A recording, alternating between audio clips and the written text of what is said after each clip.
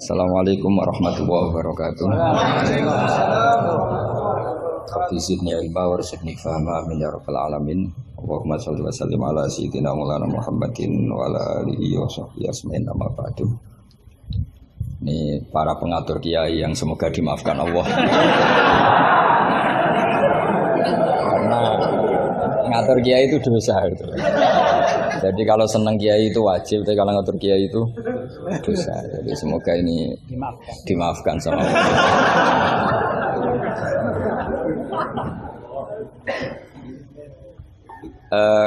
Tentang ini kan jurusannya fikih.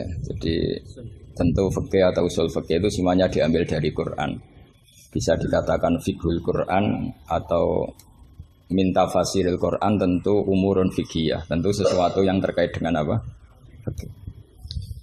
Semua orang mufassir itu pasti menguasai fikih. Saya itu bisa tafsir seperti ini itu ya barokahnya. Saya itu setengah hafal i'anah. Kalau kamu kan setengah hafal takrib aja enggak. Ini pengasuhnya ini yang siapa ini, yang Pak siapa ini? Pak Khairuddin. Namanya aja sudah salah itu. Khairuddin, api-api agomo. Jadi kalau kamu mangkel sama Khairuddin, bocah kok nakal gitu. Itu kalau diterjemah api-api agomo kok nakal gitu. Jadi ya sudahlah, memang kekacauan itu khasnya dunia ini, jadi ya biasa aja. Begini saya beri contoh yang ekstrim ya. Jadi cara memahami Quran atau fikih itu kalau ingin paham serius itu cari sisi ekstrimnya. Itu pasti nanti kamu akan mau tidak mau. Misalnya bayangkan kenapa harus pintar mengemudi. Bayangkan kalau tidak pintar itu kecelakaan. Fikih juga gitu. Kalau kita tidak tahu fikih itu bayangkan paling ekstrim, yaitu tidak dapat ridhonya Allah Subhanahu wa ta'ala. Nah, kenapa demikian? Karena hadan nabiyyu, ini nabi adalah musyarri' atau yang punya otoritas syariat. Sehingga dengan logika itu kalau kita punya kaifiyatul ibadah, cara beribadah sing tukhalifu manhajar rasul, ya yang beda dengan apa? Manhajnya rasul, itu pasti masalah besar. Karena kita berarti musyarri' baru. Maka kritik terhadap qiyas, ini tak anggap mahatali semua. Kritik terhadap qiyas itu apa? Potensi sebagai apa? Musyarri'. Tapi kritik pada faham zahiri ini tak anggap mahatali betulan, karena yang mimpin sudah Khairuddin. Api-api aku. Kacau ini.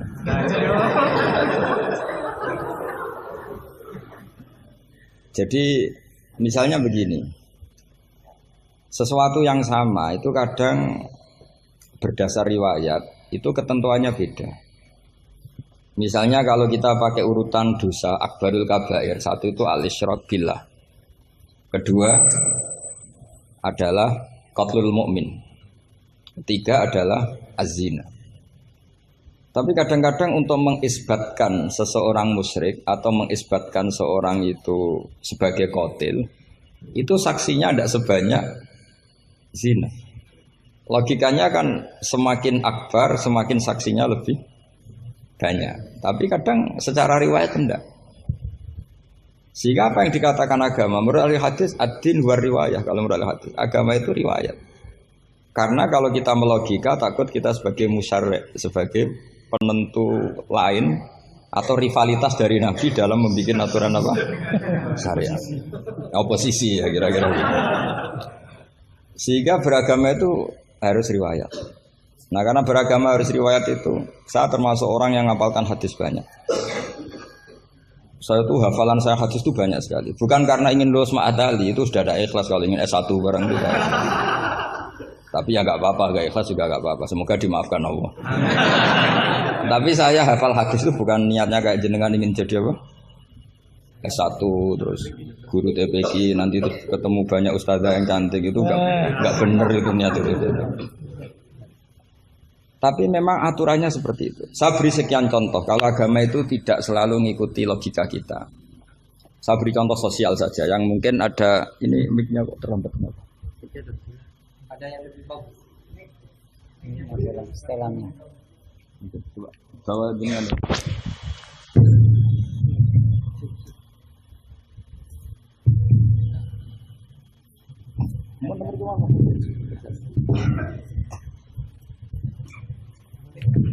listriknya cepat.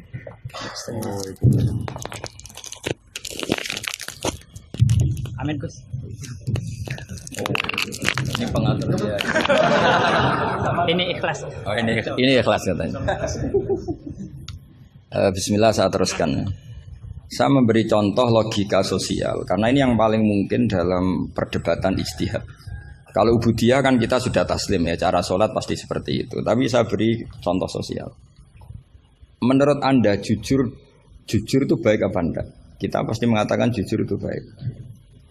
Tapi kebaikan jujur menurut agama itu harus berbasis halal dan haram. Begitu juga senyum, begitu juga komitmen, itu setelah halal haram. Tadi saya sudah bilang sama Gus Hasan Sadili, akhlak itu di bawah hukum. Andai kan senyum itu ibadah, itu orang-orang nakal yang rayu lelaki hidung belang, itu semuanya tukang senyum. Kadang ustazah sering merengut karena kurang bisyarah apa tidak tahu. Nah, nanti kalau senyum itu ibadah berarti mereka lebih sering ibadah karena sering senyum. Itu kalau sampean maling tidak konangan lapor ke pimpinan, mesti dianggap wah kamu bagus karena maling tidak konangan. Tapi ya bagus dalam konteks maling. Kamu judi kemudian kalah, kamu bayarkan sama yang menang. Kamu ya dipuji pejudi yang baik karena berkomitmen. Nah kita tidak pernah tahu sebetulnya kata baik itu harus berbasis syariat. Sehingga kita tidak pernah muji senyum itu baik, berkomitmen itu baik kecuali ba'da'an wa faqadzalika kullu syariat Rasulullah sallallahu alaihi wasallam. Sehingga istrinya Nabi itu diajarin syariat itu beda dengan logika. Jadi kalau mbak-mbak ini yang cantik itu sering senyum sama Ustadz ini Pak Khairuddin itu haram. Karena dia pasti GR dianggap cinta. Nah, itu kesunatannya merengut. Itu secara agama kesunatannya itu merengut. Apa bahasa Maduranya merengut tuh? Saya beri contoh, tidak betapa agama itu riwayat. Ya nisa an-nabi lastunna ka ahadim minan nisa. Ini taqaitunna fala takhdu'na bil qauli fayatma alladzi fi qalbihi marad. Wahai para istrinya Nabi, jika kamu ngomong sama lelaki lain, fala takhdu'na bil qauli, jangan terlalu sopan. Takhdu'na itu dari kata khudu. Karena kesopanan seorang perempuan cantik pada lelaki yang enggak benar itu mesti ditafsirkan yang macam-macam. Jadi kalau mbak-mbak cantik bilang, monggo Pak Ustadz Khairuddin mampir ke saya. Wah pikirannya, meskipun Ustadz itu mesti pikirannya kemana-mana. Padahal tujuannya mbak-mbak itu mau tanya bab istikhadah. Tapi ini mesti enggak Khairuddin lagi pasti. Sudah agak-agak Saruddin. Sudah otomatis.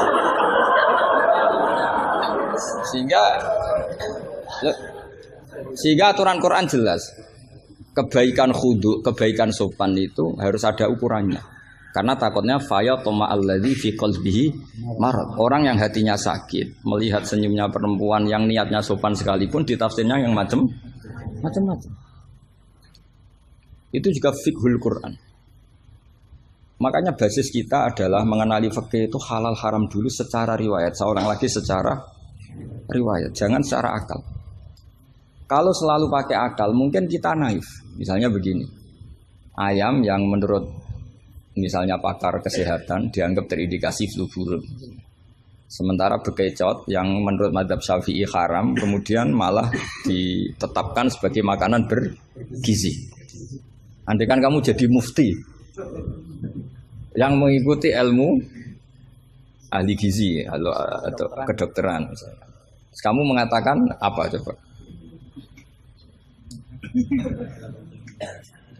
Terus kamu sok ahli usul fikih karena Mahatali baru masih seneng-senengnya dalil al-hukmu yaduru ma ilatihi wujudan masih amatiran masih.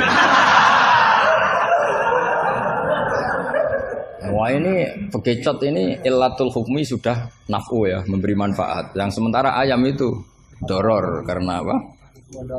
Mengandung apa? Flu burung. Wah berarti yang bekecot halal, yang ayam haram. Kalau kamu bilang gitu kan taqabbalallahu minna minkum.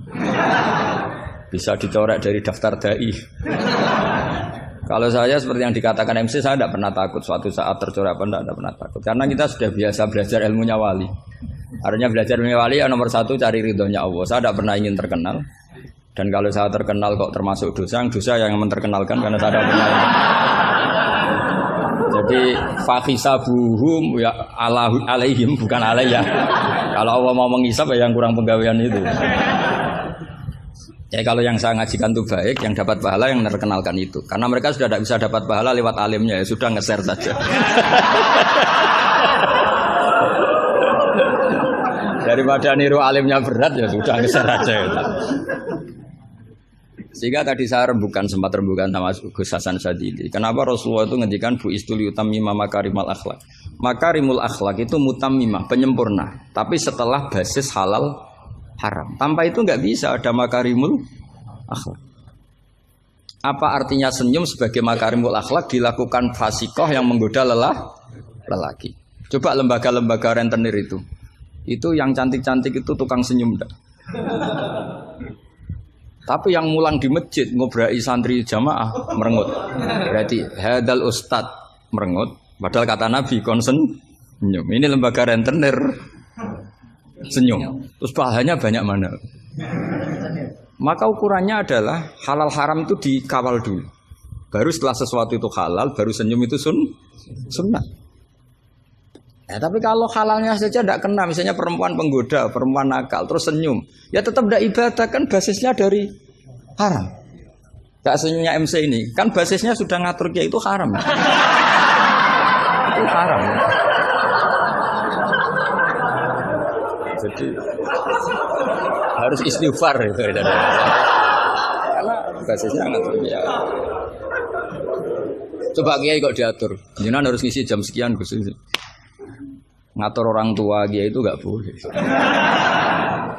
Nggak ada dalam akhlak apa taklim mutalim kiai boleh apa? Diatur nggak ada.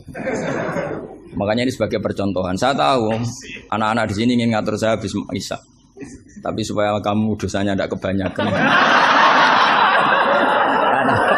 Karena ngatur kiai. Nah, saya minta ngaji sekarang. Ternyata sampean nurut. Semoga ini kafarah.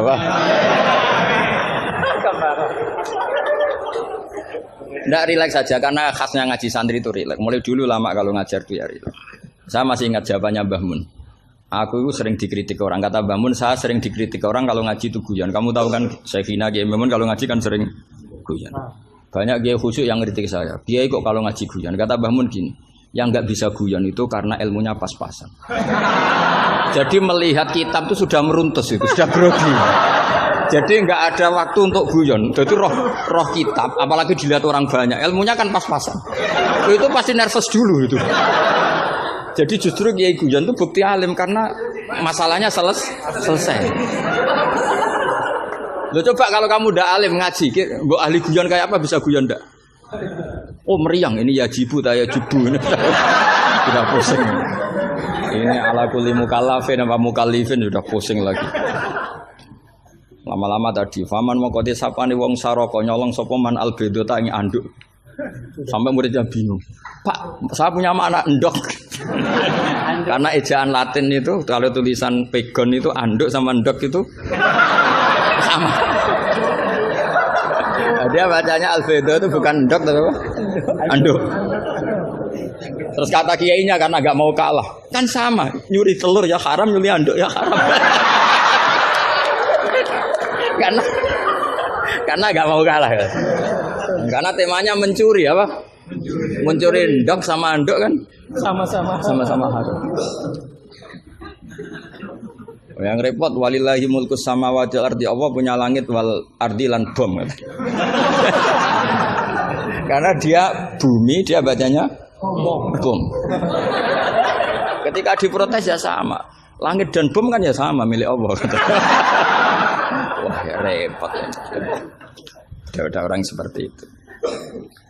Jadi untuk mengkaji fiqhul Quran itu pastikan status halal haramnya dulu.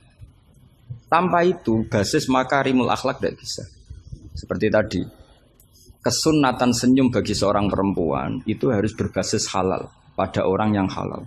Kalau ndak ya tadi fala takhdu'ana bil qauli fayatma alladzi fi qalbihi marad. Kalau istrinya Nabi saja punya aturan nggak boleh senyum-senyum baik-baik sama lelaki yang nggak jelas-jelas begitu, apalagi yang nggak istrinya, itu sudah tak tafsirkan. Dia tadi mbak-mbak yang senyum pada Ustadz Khairuddin mau tanya istikhadah tapi mesti GR-nya ini, wah berarti seneng saya. Itu kan parah. Itu fayat ma'alladzi fi qalbihi marad. Kalau marodonya santri paling banter ingin dinikah. Kalau marodonya orang nakal kan lebih dari itu keinginannya itu.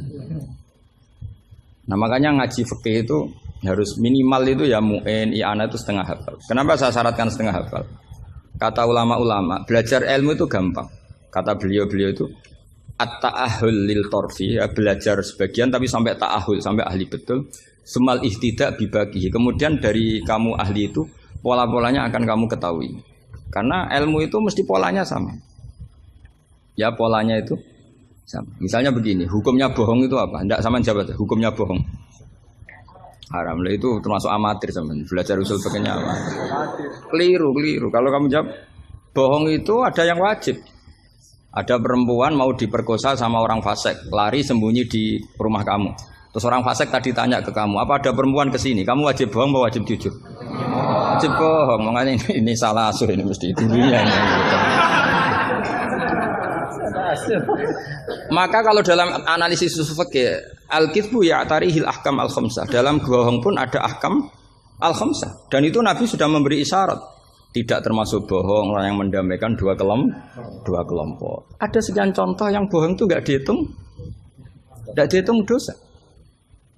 Makanya hadad-din ini butuh riwayat. Kalau menurut logika bohong itu haram.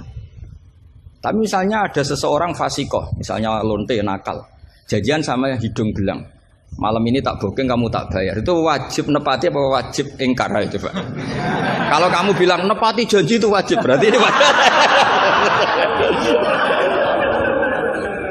Maka saya bilang tadi, saya bukan sama Gus Sadeli, coba ajarkan bahwa baiknya nepati janji, baiknya senyum itu harus berbasis halal dulu. Kalau senyum yang melakukan perayu fasiko, ya jadinya haram. Nepati janji yang melakukan fasiko, ya jadinya haram karena janjian untuk melakukan perzinahan misalnya. Nah ini kamu harusnya fikihnya Mahatali harus seperti itu. Jangan turut Pak Khairuddin, ini amatir. Masalah. Masa kenal saya baru ini sudah ngatur. Ini harus sepakat, yang ngatur kiai itu dosa. Wong guru saya aja jarang ngatur saya, kok orang lain ngatur. Itu Mbah Mun kalau nimbali saya mesti bahak takoki, nak pas nganggur konrene.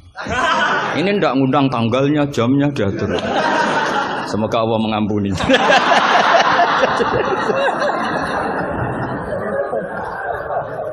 Ndak, supaya Anda sadar bahwa di balik aturan-aturan prosedur juga aturan etika bainal ulama. Oke, aturan prosedur saya harus ngisi jam sekian, itu aturan prosedur. Tapi aturan prosedur ini tidak mengalahkan hukum taklim mutaklim. Makanya semoga ngerubah jadwal ini bagian dari kafarah ya. Amin. Saya teruskan ya. Jadi fikih itu harus Anda itu harus setengah hafal. Ya minimal takrib mu'in. Nah, barokahnya setengah hafal ini kamu punya basis. Basis, kalau basisnya kuat nanti bisa ihtidak ila bagihi. Misalnya begini. Kalau kamu maknani qasrus salat itu apa? Coba. Enggak, jawab saja. Meskipun amatir jawab saja. Qasrus salat. Apa gurunya yang tak tanya? Nanti kalau enggak tahu malu kan. Ya kalau murid enggak benar kan pantas. Meskipun nanti enggak benar saya nyalakan gurunya juga. Coba jawab, qasrus salat itu apa coba? Loh iya, maksudnya gimana? Dari 4 menjadi 2. Kalau dari 3? Enggak kan? Dari 2? Enggak bisa. Itu pengetahuan standar ya. Pengetahuan standar. Amatir masalah. Tapi cukup lah. Cukup untuk ngelamar anak Pak Kaji itu sudah. Tapi sebetulnya ada qasrus salat yang makna lain, yaitu minal wujub ila tarkil wujub, atau minal haram menjadi tidak haram, atau minal ibtal atau mubtilat menjadi tidak mubtilat. Karena ayat itu turun ketika perang. Wa idza darabtum fil ardi falaysa 'alaikum junahun an taqsuru minas shalat. Itu ulama tafsir itu ijma dan ini Anda pasti tidak tahu. Karena gurunya aja belum tahu ini. Itu sebetulnya ayat itu bukan turun tentang rubaiyah menjadi sunaiyah. Tapi tentang hamlud dam fi shalat itu enggak boleh. Tapi gara-gara perang menjadi boleh. Bergerak salah suharokatin mutawaliyatin normalnya enggak boleh, gara-gara perang menjadi boleh. Maka di situ maknanya qasrus salat adalah minal wujub menjadi tidak wujub, minal ibtal menjadi tidak ibtal. Tapi kan kita kan dari dulu belajarnya amatiran gini. Jadi ya sudah qasrus salat pokoknya papat jadi 2. Itu sudah pinter, sudah pinter. Makanya di antara terusannya ayat itu kamu harus membawa pedang. Karena padahal membawa pedang ini kadang mulat toh bidam, pedang ini penuh dengan darah. Jadi antak suruh minas sholat tentu makna pokoknya seperti tadi 4 menjadi 2. Tapi ada makna yang justru dibawa oleh sejarah ayat itu sendiri, yaitu normalnya orang sholat tidak bawa darah tapi ditoleransi saat perang. Nggak boleh gerak, ditoleransi saat perang. Misalnya sholat, istiqbalul kiblat wajib tidak? Wajib. Tapi fi syiddatil khaufi wajib tidak? Tidak. Nah, itu ya qasru sholat namanya. Jadi qasru maknanya mencendak, memperpendek dari syarat misalnya 100 atau 10 menjadi tinggal 4. Berarti qasru itu misalnya syara itu sihati sholat 10 gara-gara syiddatul khauf menjadi 4. La minas asroh ilal arba'ah ini juga qasru. Paham tak ya? Enggak, kalau ilmu yang kelas tinggi nerangkan ustadznya. Nanti muridnya tanya ustadz. Jadi artinya apa? Kamu bisa memahami gitu tuh kalau mutabakhir bil arabiyah. Karena dari awal maknanya qasru itu nyendak. Nyendak itu bisa tadi dari syarat 10 menjadi 4. Itu juga qasru. Coba dalam sholat syiddatil khaufi yang dikurting berapa coba? Yang didiskon. Bisa gerak lebih dari 3 kali. Boleh hamlun najasah yaitu hamlut dam. Boleh tidak istiqbalul kiblat. Bahkan mungkin boleh ngomong dengan kadar yang penting untuk keselamatan orang Islam. Misalnya ada orang Abu Jahal mau bunuh Ustadz Khairuddin, kan bahaya bagi agama ini. Kalau Khairuddinnya meninggal, terus kamu bilang, ya Ustadz, memperingatkan dia supaya tidak dibunuh. Nah, kalam seperti ini juga tidak membatalkan sholat, karena tidak dianggap ajnabi. Meskipun ini sangat mufhim, bukan sekedar karena beberapa kalimat. Nah seperti ini itu namanya juga qasrus sholat. Tapi kita kadang-kadang terjebak. Qasrus sholat itu maknanya ya dari rubaiyah menjadi sunahnya. Tapi kalau kamu nanti ngaji tafsir, ya maksudnya yang sekelas ini ya jangan hanya tafsir Jalalain, itu nggak ada. Nanti kamu protes, Gus Pak sudah tak cari di Jalalain nggak ada. Ya mesti nggak ada.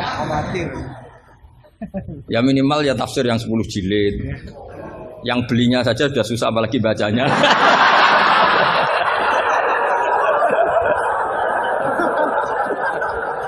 Ya kan, yang belinya aja sudah susah apalagi baca. Tapi kan sekarang ada. Nah, kalau pakai Maktabah Syamilah itu kitab bakhil itu namanya. Orang kok nggak mau modal itu. Beli HP 3 juta mau, pas mau beli kitab hanya pakai Maktabah Syamilah. Itu berapa harganya? 20.000. Itu kriminal menurut saya itu. Untuk calon ulama itu masalah. Karena kalau tradisinya ulama kan baca kitab, ditakriri, dibandingkan, terus dimuqabalah. Karena kalau kutub Maktabah Syamilah mau kamu takriri gimana? Apalagi nyuwun sewu kalau ada tahrif atau apa kita ada ikut tanggung. Saya itu punya kitab Ihya itu kalau enggak 5-6 dari beberapa percetakan yang beda. Karena takut kadang tahrif. Apa? Tahrif itu potensinya begini. Makanya saya sarankan kalau Anda ingin mengkaji tafsir itu minimal i'anah itu setengah hafal. Karena dari hafal, kenapa saya milih i'anah? Karena qoribu ahdin bina, dekat sekali dengan kita. Misalnya sanad saya, misalnya saya Mbah Mun, Mbah Karim, Mbah Hashim pernah ngaji Syekh Mahfud Termas ngaji Sayyid Abi Bakar Sato, Sahibul i'anah. Kalau saya sanad dari keluarga saya, malah mbah saya kandung, itu pernah ketemu sama Sayyid Abi Bakar Sato, pernah ngaji. Kalau sanad guru memang saya harus muter sampai 5. Di sebelah kiri juga sama. Mbahnya istri saya namanya Mbah Murtado sama mbahnya Mas Kamil itu pernah ngaji Sayyid Abi Bakar Sato. Sama saya tak cerita. Misalnya begini, ada kitab tuh membuang la, dengarin ya, membuang la. Itu kalau Anda yang hanya belajar di Mahatali seperti ini, mungkin buang la itu aneh, karena la itu kata inti, tidak itu kan kata inti. Tapi di orang Arab, buang la itu biasa. Jika tafsir Jalalain selalu mengatakan la uqsimu bihadzal balad, la uqsimu biyaumil qiyamah, la zaidatun, la difonis ya zaidah. Wong la itu maknanya tidak kok dikatakan zaidah. Karena memang dalam muhawaratul Arab atau muhadatsatul Arab, mereka bilang la wawa. Orang Arab itu kalau bilang wawa itu enggak marem kalau tidak dimuqaddimai la wawa. Sehingga la difonis zaidah. Tapi problem dikatakan zaidah begini, apa betul iya? Karena kebalikannya juga ada. La itu ada tapi di lafaz tidak ada. Maksudnya di lafaz tidak tertera. Misalnya wa'alal ladzina yutiqunahu fidyatun ta'amu miskin. Coba kalau kamu maknani tanpa la, orang yang mampu puasa pun enggak maknani tanpa la. Makanya tadi mukadimah saya kan kalau ingin belajar ilmu cari sisi ekstrimnya. Misalnya kalau kamu kangkang itu jelek, bayangkan kalau untuk cah jelek, tahu-tahu anak kamu jelek banget gitu. Itu kan cari sisi ekstrimnya. Itu kan tahu-tahu anak kamu nyesal punya bapak dan ibu kamu. Karena supaya pesek keriting, bojomu ya pesek keriting, terus anakmu kayak orang Afrika. Nak lanang rapo terus wedok. Itu kan kamu ikut dosa. Karena membuat generasi yang enggak laku rabi gara-gara salah. Ikut dosa. Makanya sebetulnya kalau nuruti logika cawe wedok untuk cah lanang elek agak sunat karena nolong merubah. Agak sunat sebenarnya. Tapi bisa saja cowoknya ini yang haram karena memperburuk. Karena biasanya kalau yang sahabatnya besar itu yang jadi. Karena yang wedok cantik, yang lanang jelek kan yang semangat yang lanang. Biasanya anaknya mirip bapaknya. Nah, itu masalah kan enggak. Itu kalau menurut di fikih itu logika, tapi fikih kan enggak logika juga apa? Riwayat. Saya teruskan ya. Kalau Anda tahu di fikih yang boleh fidyah itu kan az-zamin orang yang lumpuh atau as-syekh. As-syekh sing marot sing la yurja buruhu. Saya ulang lagi, kalau kita ngelotok fikih yang boleh bayar fidyah itu siapa? Orang yang sudah lumpuh atau syekh orang tua yang enggak mungkin sembuh lagi, maka dia dianggap enggak mampu puasa diganti fidyah. Karena ada kepastian fikih demikian sehingga ketika kita baca ayat wa'alal ladzina yutiqunahu tetap kita baca la yutiqunahu. Kenapa kita tahu itu? Karena basis fikih kita cukup. Meskipun tidak ada la tapi basis kita mengarah ke la. Berarti yang menentukan kamu alim itu basis fikih apa basis lughat? Basis fikih. Kebetulan secara lughat disahkan. Apa bukti disahkan secara lughat? Ada kalimat biasa yang tidak ahkam syariah tapi buang la. Tawahi tafta'u tazkuru Yusuf la tafta'u tazkuru Yusuf. Ketika Nabi Yakub sampai setengah buta, kata anak-anaknya, "Sudahlah bah, kamu itu terlalu selalu eling ingat Yusuf." Tawahi tafta'u la tafta'u artinya ada membuang la di dialog-dialog biasa. Kalau dalam dialog biasa bisa dibuang, maka dalam hukum juga bisa dibuang kayak wa'alal ladzina yutiqunahu fidyatun ta'am miskin. La yutiqunahu. Ada lagi contoh yang mesti membuang lah. Ini mujma'alah pasti. Maksudnya secara makna pasti mujma'alah. Mungkin ada yang mengkaji fikul Quran. Ada ayat di bab kalalah itu yastaftuna qulillahu yuftikum fil kalalah ini mruun halaka laisa lahu waladu wa lahu ukhtun falaha nisuma tarok sampai saat terusnya terus ditutup apa yubayyinu wallahu lakum an tadillu. Coba maknani tanpa la. Oh sesat semua. Cara sekretaris tadi sudah di X semua. Coba kalau maknani tambah lah. Yubayinu nerangaken sapa Allah memberi penjelasan antandilu supaya kamu sesat. Betapa bodohnya kita. Itu jelas menyimpan la dan mujma'alah enggak mungkin kamu maknani tambah la. Karena kalau tambah la maknanya Allah memberi penjelasan agar kamu sesat. Itu mbok guru paling goblok pun tidak akan segoblok itu gitu. Akhirnya tafsir Jalalain ya urun, biasanya urun itu urun rembuk. An sama ta terus dikasih la ya, biasanya tafsir Jalalain kan gitu. An terus dipotong ditambahi la. La ini di luar kurung karena enggak Quran, yang dalam kurung Qurannya terus la itu urunnya Imam Suyuti atau tafsir Jalalain. Pasti maknanya musma'aleh membuang la. Nah, kalau ada yang tidak membuang la pasti punya solusi lain yang maknanya sama. Misalnya gini. Kalau kamu belajar nahwu, Saya ulang lagi, kalau kamu belajar nahwu alfiyah lah. Saya tuh alfiyah juga sarahnya itu setengah hafal karena saya butuh paham. Ya butuh paham. Kamu milih mana buang la sama buang mudhof? Populer mana di nahwu? Ulama nahwu ada yang milih lebih populer buang mudhof. Misalnya was'alil qaryah was'al ahlal qaryah. Ya misalnya gitu. Nah makanya ulama daripada buang la itu gak pati lughatun ma'rufah, gak pati begitu dikenal, milih buang mudhof. Artinya terus bilang gini, yubayyinu wa lakum karahiyata antadillu. Allah memberi penjelasan karena Allah tidak suka kalau kamu sesat. Terus karohiyah dibuang. Nah ini kan urusan makna, urusan pilihan lughat, tapi semuanya sepakat maknanya harus seperti itu. Tapi ada yang milih buang la, ada yang milih buang mudhof. Lah kira-kira secara rasa nahwu kamu milih mana coba? Wong kowe ram lagi saiki kok milih. Tapi tetap kita tahu, nggak mungkin yang dimaksud Allah memberi penjelasan agar kamu sesat. Kalau menurut saya pribadi suka buang mudhof karena lebih familiar. Memang buang mudhof di bahasa Arab itu familiar. Bukti paling gampang itu di bab taukid. Di bab taukid kalau kamu ngaji nahwu bab taukid. Ja'a zaitun nafsuhu apa? Ja'a zaitun nafsuhu atau ja'a zaitun ainuru. Itu semua ahli nahwu mesti bilang begini. Yang ahli loh ya, tidak sampean, yang ahli nahwu pasti bilang begini. Taukid itu dipentingkan untuk memastikan hadal kalam la yahtamilu mudhofan. Bahwa kalam ini tidak terjadi pembuangan mudhof. Karena kalau dalam bahasa Arab ja'a zaitun bisa saja ja'a gulamu zaitin atau katibu zaitin atau tilmizu zaitin.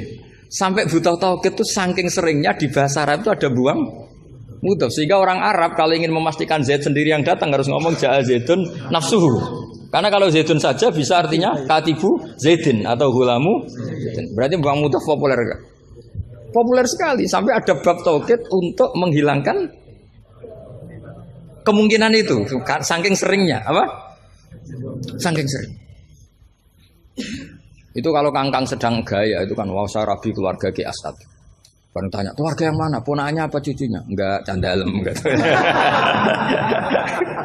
Karena gue gaya-gayanan kan harus ngomong seperti itu.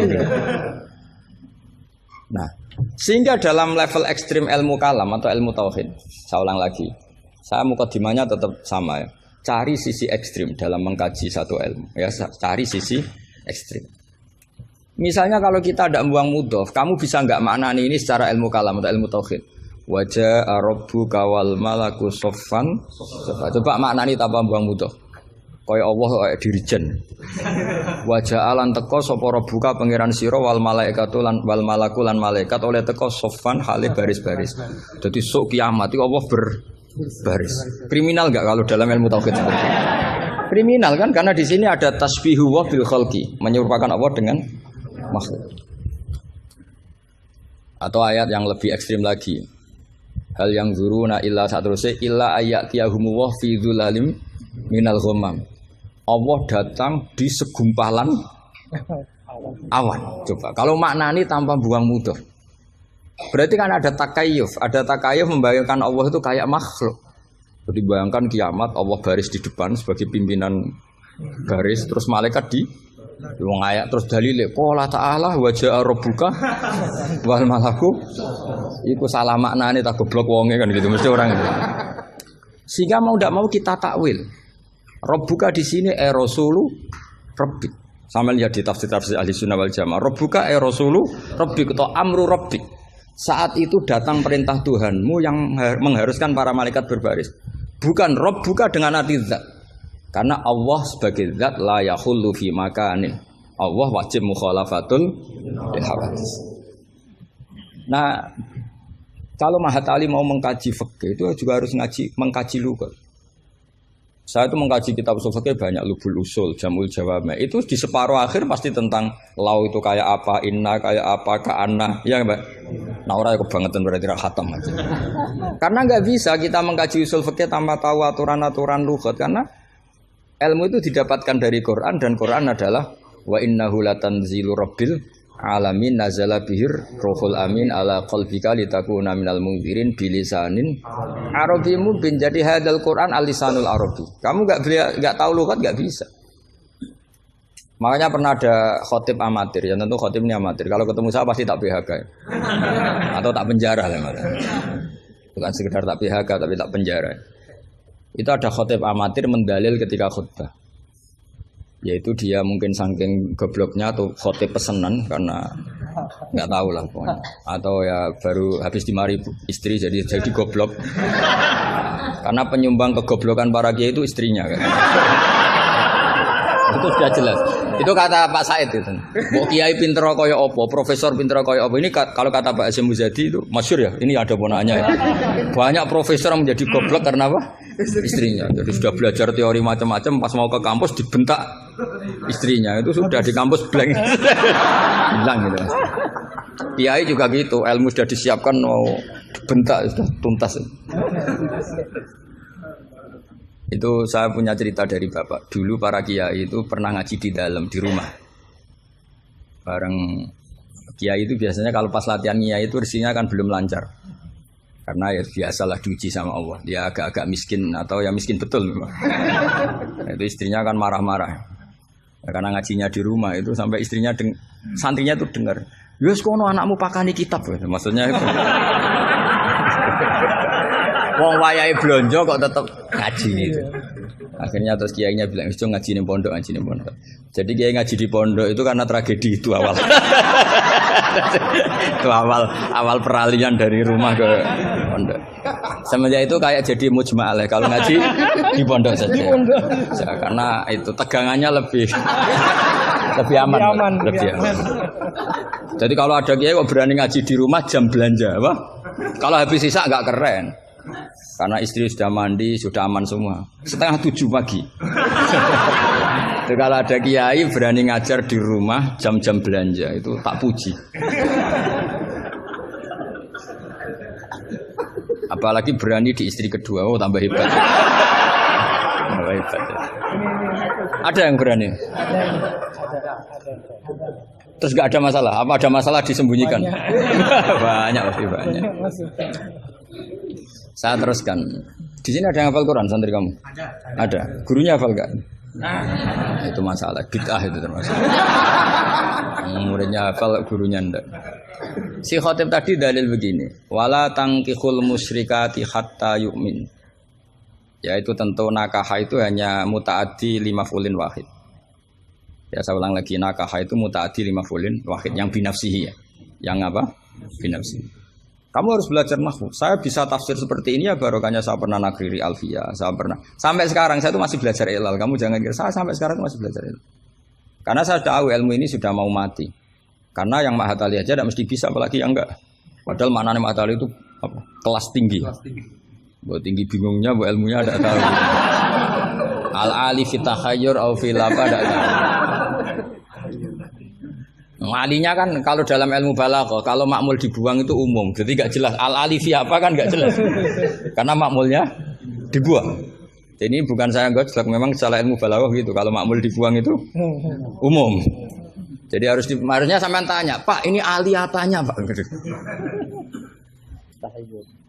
Ali ilmunya apa ali? Karena tadi kadang santri itu nggak berani boyong. Saya pernah punya cerita unik dari Mbah Mun. Kiai itu latihan, jadi kiai itu latihan. Kata Mbah Mun gini, saya itu pernah husnudzon sama santri yang kalau pereinan itu tidak pulang. Itu Mbah Mun anyaran kiai itu dipuji, wong pereinan kok tidak pulang, berarti capek, tak sergep itu. Tapi Mbah Mun itu betapa kecewanya ketika santri itu dipanggil, "Cung, pereinan kok tidak pulang kenapa?" Nak ning omah kan ngarit, Mbah.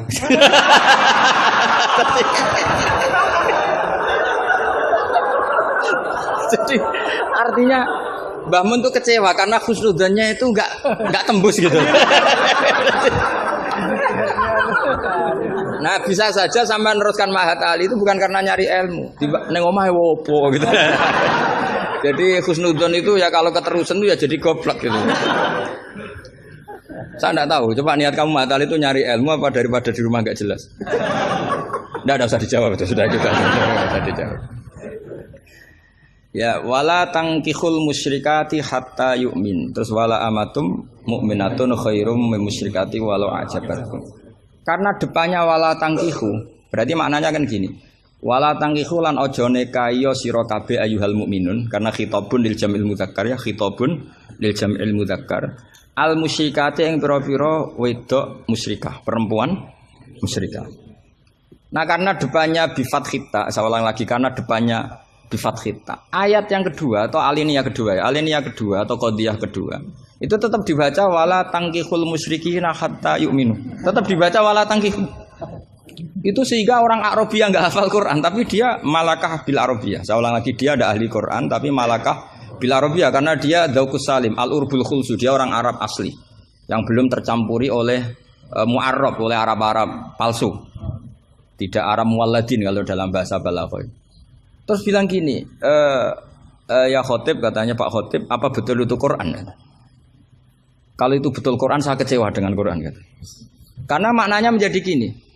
Wala tangkihulan ojo nekai siro kabeh para mukmin lelaki karena khitabun jamil mudzakkar al musyrikina ing lanangan musyrik. Yang mau nikah sama lelaki musyrik itu ya siapa gitu. Mbok ndak usah dilarang ya ndak akan kita lakukan gitu. Mas, artinya gini kan menjadi tidak mutu kan, misalnya saya ngandani jenengan Dong Kang, ini kan kalau di sini bahasa Madura Kang ya Kang sama. Kang kowe aja nikah mbek Pak Khairuddin. Loh, enggak usah dilarang juga enggak akan kamu lakukan. Bisa muta-muta kamu kalau nikah sama lelaki kan gitu.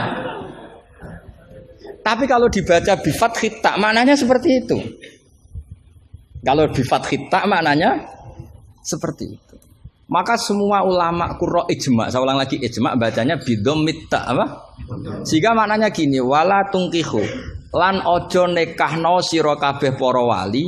Terus maf'ul awalnya dibuang banatikum ing pira-pira anak wedok sira kabeh atau mauliyatakum ing wong wedok sing mbok waleni sira kabeh. Jadi hadhil ayat khitabun lil auliya wala tungkihu ayyuhal auliya wala tungkihu lan aja nikahno sira kabeh para wali banatikum ing pira-pira anak wedon sira kabeh mbok nikahno al musyrikin ing lanangan musyrik. Itu baru benar. Kebetulan di Jumatan itu ada orang alim. Ya orang alim itu bisa saya, bisa Pak Khairuddin. Tapi andaikan di polling pasti orang milih saya. Maksudnya sementara ini, tapi nanti nggak tahu saya. Kalau dia sregep terus nyalip saya nggak tahu. Tapi itu agak mokhal itu. Agak mokhal. Ya setidaknya mokhal adatan, bukan mokhal yang. Ya, mokhal ya. Mokhal kan. Mokhal adatan ya, bukan mokhal yang kotan tapi mokhal apa? Adatan. Ya, bukan mokhal aklan ya. Terus ada kiai bilang gini, ndak itu yang salah ndak Qurannya, khotibnya. Itu semua Quran bacanya bidomit. Maka kalau sampean mengkaji Quran itu harus seperti ini, cari sisi ekstrimnya. Betapa fatalnya kalau kita salah harokat. Tapi dengan membayangkan gitu kan, apa salah harokat kan buruk betul gitu, karena maknanya jadi parah ya, bisa berubah. Sehingga kita lah, tapi karena orang kadang wala tangkihu itu bi fathita terus belakangnya ikut dibaca wala tangkihu. Coba kalau kena adzauqus salim minal urbil khulsi, orang Arab yang masih murni itu eskal betul. Karena maknanya menjadi dan jangan kalian menikah sama lelaki musyrik. Gak ada usah dilarang ya. Ya gak akan terjadi. Nah, terus kembali lagi ke fikih. Jadi pastikan fikih dulu. Nah, kalau fikih sudah dipastikan, kamu baru tahu tentang lughatul Arabi atau istimalul Arabi atau al-lughatul Arabiyah. Tapi saya bahasakan lisanul Arabi. Saya beri contoh terakhir. Ini kan kebetulan tidak dibatasi. Yang saya dibatasi saja mau mengakhiri ini. Saya biasanya kalau ngisi ya 35 menit. Ini tinggal 5 menit. Ini terserah ustadznya, ada sesi tanya apa enggak. Kalau ada sesi tanya, resikonya yang goblok kita goblokin. Itu resikonya. Kedua, gurunya rata tanggung jawab. Nganti takok ngenteni ngundang kiai. Karena gurunya nakalan, gelem dicucuk, gelem dihormati, tapi kalau ada muskil nyewa kiai. Itu minsui adabi itu. Pasti guru yang enggak baik. Dicucup mau, dihormati mau. Ketika ditanya, udah Gus Pak aja. Gitu. Itu ndak akhlak yang baik. Itu ndak akhlak yang baik. Lo tanyakan siapa saja itu akhlak yang nggak baik, seperti itu ndak akhlak yang baik. Tapi kalau akhlak nggak baik itu kita ikhlaskan terjadi ya monggo. Tapi saya maafkan tadi. Begini misalnya, pastikan bahwa hukum fikih ini kan apa? Jurusan kamu kan fikih wa usulih. Dan katanya tadi fikih tafsir. Saya pastikan tafsir itu gampang. Pastikan kamu tuh alim fikih. Ya tadi minimal tuh setengah hafal ya. Tidak harus hafal betul, tidak mungkin. Nah, potongan sama itu tidak mungkin. Setengah saja. Ini bukan sultan, bukan sul yakin. Bukan sul yakin. Kalau sultan masih baik, ya. Sul yakin. Loh sama tidak usah tersinggung, biasa aja. Wong saya hanya ngomong, hati saya tetap husnudzon.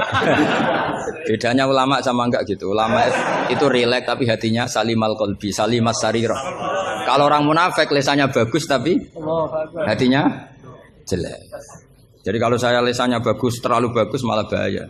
Karena khasnya orang munafik tuh lisannya bagus. Wah, saya ngawur tuh masih ada ilmunya.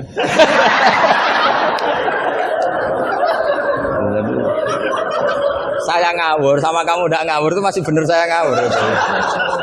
Karena ngawur pun ada apa? Ada ilmu. Itu dulu Rasulullah itu kalau sedang sumpek itu yang sekelilingnya nyari sahabat yang setengah ngawur-ngawur itu. Karena Abu Bakar itu terlalu sopan untuk bisa bikin Rasulullah tertawa. Umar ya gitu. Makanya ketika Rasulullah sumpek itu hazin itu kelihatan sumya karena yang dipikir banyak tentu Rasulullah termasuk mikir sampean. Ngelebano swarga sampean yo angel. Karena kuota amalnya tidak cukup. Sampai Rasulullah nangis-nangis minta hak syafaat. Kalau Nabi mikir diri sendiri sudah selesai mulai dulu. Langsung masuk surga di depan.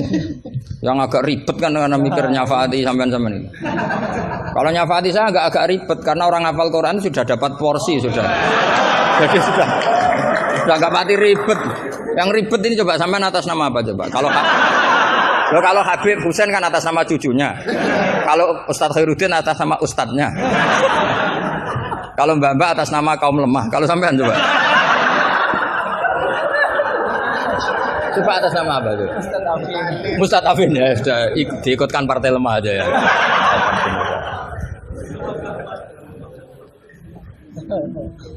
Saya teruskan ya. Pastikan hukum itu secara fikih. Apa? Kalau secara fikih kamu sudah hafal, nanti menakwil Quran, takwil itu bisa maknanya tafsir, bisa maknanya tahmil. Nanti saya jelaskan. Itu pasti gampang. Misalnya begini. Muharramatun nikah itu ada berapa coba? Kan ada 7 yang bin nasab. Ya muharramat itu kan ada 3 sebetulnya. Muharramat bin nasab jumlahnya berapa? 7. Ada muharramat birodok jumlahnya juga 7. Ada muharramat bil musoharoh karena bisanan. Ya karena apa? Terus yang terakhir ada haram min haisul jam'u tapi tidak min haisun nikah. Ya haram min haisul jam'u tapi tidak haram min haisun nikah. Kayak kamu nikah mbaknya otomatis nggak boleh nikahi adiknya selagi masih sah dengan mbaknya. Makanya nunggu mbaknya mati jadi urusannya. Itu kalau mbaknya mati betul nggak tahu saya itu. Semoga nggak karena apa-apa takdir. Tapi kalau adiknya cantik mbaknya jelek kok mati dulu. Itu kasat reserse bisa nyelidiki itu. Ya itu ya kita pastikan begitu dulu. Ya itu pastikan. Sehingga kamu hafal muharramat bin nasab kalau menurut bahasa Arab itu ada 7. Yaitu siapa? Ummahatukum khurimat alaikum ummahatukum wa banatukum wa akhwatukum wa ammatukum wa kholatukum wa banatul akhi. Jadi kalau orang Arab bilang itu 7, tapi kalau orang Jawa cukup 4 apa? 4 karena orang Jawa hanya ngitung ibu, putri, saudara, bulik hanya 4. Karena orang Jawa bulik dari bapak atau ibu namanya juga bulik. Kalau orang Arab bilang dari bapak ammah, dari ibu khola, maka menjadi 5. Orang Jawa hanya bilang keponakan, apa? Keponakan. Orang Arab bilang banatul akhi, banatul ukhti. Jadi kalau orang Jawa bilang lebih simpel karena ammah sama ya karena sama ammah sama khola dihitung 1 ya kan? Bule, ponakan dihitung 1. Sementara di Arab dihitung 2. Terus rodok, terus tadi musoharo. Terus min haisul jam'u. Kita ketika ngaji taktib, jam'u itu diteruskan. Tidak sah menjam'u baina mahromaini. Tidak diresaksikan bainal ukhtaini, tapi baina mahromaini. Tidak boleh menikahi perempuan yang ada hubungan mahram. Pengandaiannya gimana? Imro'atani sing lau furidot ikhdahuma dzakaron tidak boleh nikah. Jadi yang dikatakan dua mahram apa? Dua perempuan yang andekan salah satunya lelaki tetap haram nikah. Berarti misalnya apa? Mbak sama adik, andekan salah satu lelaki kan nggak boleh nikah. Keponakan sama bule, andekan sang satu lelaki kan nggak boleh nikah. Perempuan dengan mbahnya, andekan salah satu lelaki kan nggak boleh nikah. Nah, tapi Quran hanya ngendikan wa antasma'u bainal ukhtaini illa maqad salam. Tidak boleh mengumpulkan dua saudara. Andai kan Anda terjebak tekstualistik, maka Anda hanya mengharamkan jam'u bainal ukhtain. Dan itu bahaya betul secara fikih, kriminal besar. Karena kamu berarti menghalalkan orang menikahi perempuan berbarengan dengan bulenya. Kadang kan bulenya juga masih cantik. Ya, atau misalnya yang kamu nikahi umur 17, 18, bulenya umur 30. Terus cantik bulenya. Terus bulenya sekalian gitu.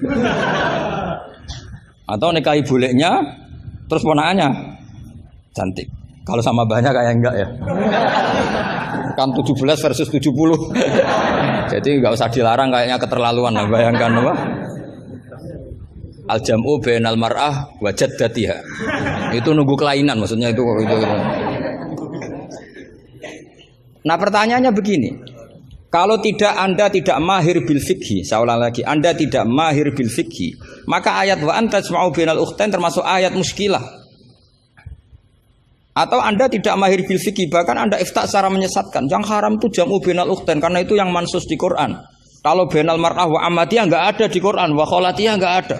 Itu sesat dan itu wajib diboyong kalau pondok sini. Wajib diboyong dan harus enggak dapat tiket ke surga itu. Kecuali tobat ya tentu, kecuali itu. Maka ajaran kita enggak boleh orang terjebak tekstualistik, harus ada ilmu usul fikih.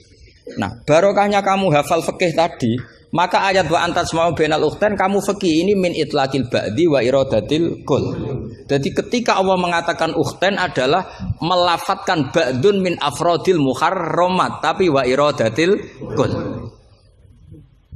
Jadi ukhtain bukan dengan makna dua bersaudara tapi fardun min afrodil jam'i bainal muharramat. Dong ya. Jadi coba, artinya kamu bisa maknani itu karena kemahiran dalam fikih, sehingga tidak terjebak bainal ukhtain. Makanya zaman Nabi Sugeng itu sudah menambahkan wala bainal mar'ati wa ammatiha, wala bainal mar'ati wa kholatiha. Tapi Nabi memang enggak menambahkan wa jaddatiha. Karena Nabi tadi itu tahulah kalau itu hanya orang enggak waras yang bayangkan. Kan enggak usah dilarang juga pasti orang enggak akan melakukan itu. Kan misalnya yang kamu nikah kan rata-rata umur 20, mbahnya umur berapa coba? Ya sudah 70 kan? Enggak usah dilarang juga agak kebayang kan? Ya nunggu gak waras dulu kalau sampai kepikiran nikah ibahnya juga itu. Jangan mukallaf ini katanya. Nah, jadi saya ulang lagi ya, kalau kamu ingin mengkaji apa? Tafsir ya, pastikan fikih itu ngelotok andori kolbi. Sehingga lafat-lafat yang meskipun muhim itu memberi salah cipta. Cara kiye kan ini apa kalau muhim?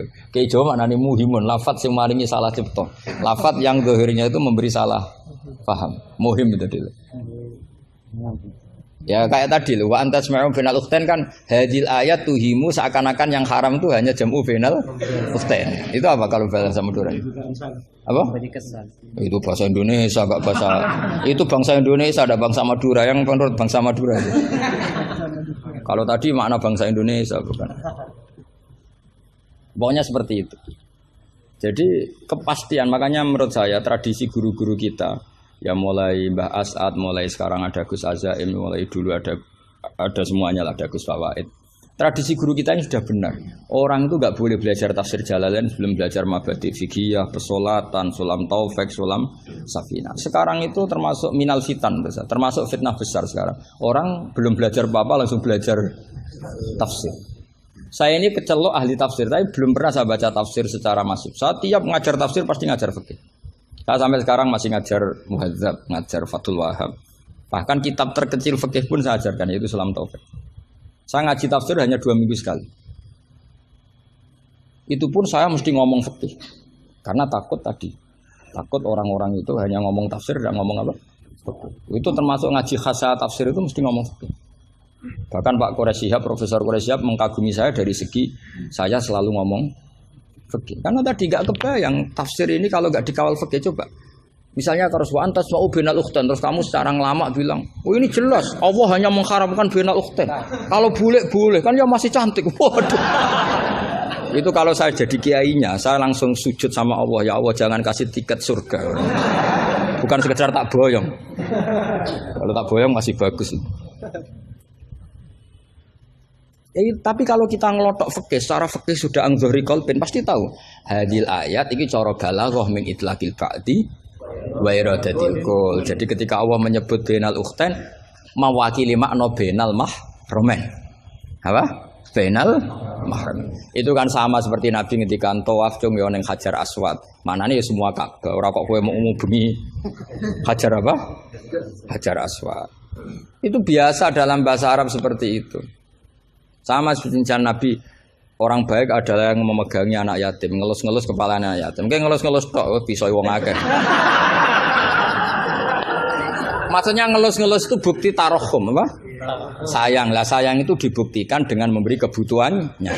Jadi ngelus-ngelus itu ya sambil ngasih 50.000 atau ngelus-ngelus tok repot. Iki kiai aneh cah yatim dikumpul kok. Dilus-lus tok karena hadisnya mau masyhur sil yatim. Ya ada seperti itu. Maswi wa ibaratun anit tarohum. Wa tarohum ya min ayakuna infaqon aw ghaira infaq. Ya harus seperti itu mau tidak mau. Karena makanya terus di pondok-pondok diajarkan balaghah. Kalau nggak diajarkan balaghah repot. Coba kalau kamu nggak ngaji balaghah, ayat ini makna nih, arah kamu masuk neraka, tak jamin masuk neraka. Nanti tak pesankan imam siapa? Malaikat ya, bagian ngurusin neraka. Tak suruh mendaftar di depan gitu kan. Coba kamu maknani tanpa balaghah. Yukhadi'una wa huwa khadi'uhum coba. Yukhadi'una bodoni sapa wong akeh Allah ing apa. Wa huwa lan utai Allah yukhadi'u bodoni mereka ya coba. Wah, tadi mereka menipu Allah apa balas? Kan kacau kan? Seperti itu ulama balaghah sepakat ini mimbabil musyakalah apa mimbabil musyakalah karena mereka menipu Allah maka musyakalahnya dikatakan wahwa khadihum tapi dengan makna yang berbeda. Jadi maknanya wahwa Allah khadihum yang membalas tipuan mereka. Padahal kata membalas itu udah ada di situ. Tapi kalau kamu maknani khadihum dan Allah menipu mereka berarti kamu nyifati Allah sebagai itu kafir berat. Bukan kafir ringan. Nah makanya kalau kamu mau belajar balaghah cari sesi ekstrimnya. Betapa bahayanya kalau tidak belajar balaghah maka wahwa khadihum kamu akan salah makna. Juga begitu juga di wa antas mau bainal. Jadi kembali ke depan bahwa kita kalau mau mengkaji ilmu itu cari sisi ekstrimnya. Supaya kamu tahu betapa bahayanya kalau tidak menguasai ilmu itu. Pasti apa fasuilu fa'aftu bi ghairi ilmin fadallu. Waduh. Ya sekian, assalamualaikum warahmatullahi wabarakatuh.